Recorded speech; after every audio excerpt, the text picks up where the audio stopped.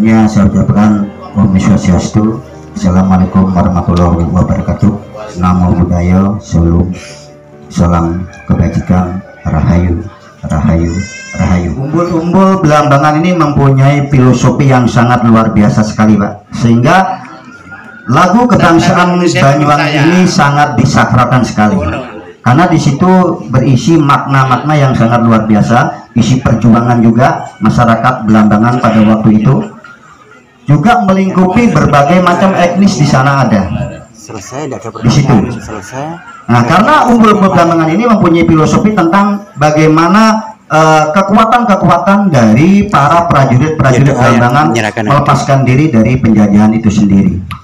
Nah, untuk itu dari umbul-umbul Belambangan ini sudah tidak dipisahkan dengan etnis keseluruhan yang ada di Kabupaten Banyuwangi itu sendiri. Itu sudah mencakup semuanya, Pak. Itu dari filosofi dari umbul-umbul Belambangan itu, bagaimana cara masyarakat Banyuwangi itu bisa menjadi tentram sejahtera karena banyak suku, adat, dan budaya yang ada di Kabupaten Banyuwangi itu. Sehingga muncullah para budayawan, sejarawan menciptakan yang namanya lagu kebangsaan Banyuwangi, yaitu umbul-umbul Belambangan yang sangat disakralkan sampai sekarang ini.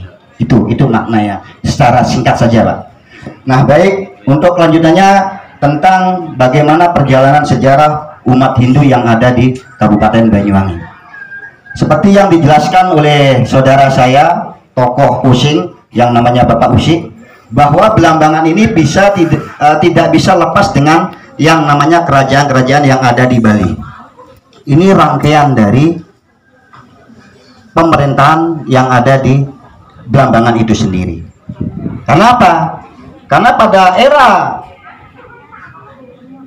Belambangan yang ada di Lumajang sampai pindah sampai ke Belambangan Timur di sini, itu ada namanya kerajaan Belambangan Kulon dan Belambangan Wetan.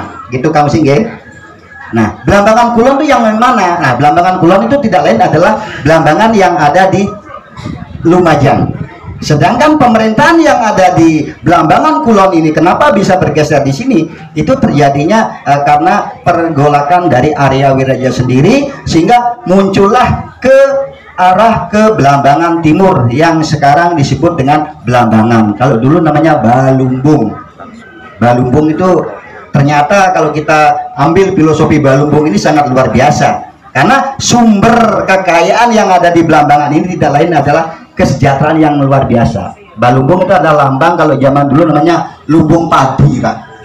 Itu juga Balumbung. Nah, itu salah satu contoh. Nah, dengan adanya pergolakan di Belambangan sendiri, sehingga kita singkat cerita, orang-orang Bali yang ada di sini tidak lain adalah beliau ini, leluhur kita ini, leluhur saya juga leluhur orang Patoman ini adalah sebagai prajurit dari Mengui, Pak. Prajurit dari Mengui. Ya, kebetulan saya nanti bersama tim nanti akan membawa buku. Di sini juga Bapak ada Ibu Fatimah, ya.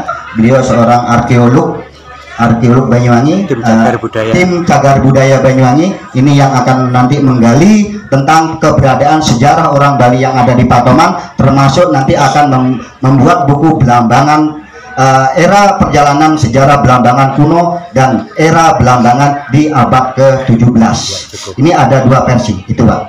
Nah, sehingga sejarah orang Bali yang ada di sini ini sudah dijelaskan tadi oleh Bapak Kepala Dusun ini, itu pada waktu terjadinya perang yang terjadi di Belambangan. Ini singkat cerita saja langsung, ya, kalau kita ambil itu sangat panjang sekali. Sehingga pada tahun 1746 ini terjadi pergolakan di sini antara Agung Wilis dengan PUC, sehingga prajurit dari Mengui ini termasuk prajurit dari kabu-kabu tadi yang dikatakan oleh Kang Usik yang tidak bisa lepas dengan adat Using, ya. Bali Using itu sama kalau kita menelusuri sejarah. Nah, sehingga pada tahun itu terjadinya singkat cerita perang Puputan Bayu. Sebagian karena Belambangan sudah tunduk oleh VOC, sebagian prajurit ini lari ke Rawabayu dan sebagian ada yang pulang ke Bali dan sebagian ini tinggallah di sini. Di sini ditinggal beliau ini bernama dengan julukan, Pak. Beliau ini adalah Buyut Lurah, tetapi dengan julukan bernama Singo Bali. Beliau berada di Kampung Bali yang ada di kota. Nah, dari situlah keturunannya sampai sekarang ini berada, sehingga sampai beranak pinang yang ada di Desa Patemang. Itu singkat ceritanya. Mudah-mudahan nanti mungkin Ketua EPK nanti mudah-mudahan juga akan pesen juga buku ini. Teman-teman dari Kopat juga dibantu oleh tim arkeolog dan sejarawan Banyuwangi ini akan meluncing buku sejarah Belambangan kuno dan sejarah Belambangan di era 17 dan juga sejarahnya orang Bali yang ada di bumi Belambangan. Demikian, assalamualaikum warahmatullahi wabarakatuh. Om Santi Santi Santi Om Rahayu Rahayu Rahayu.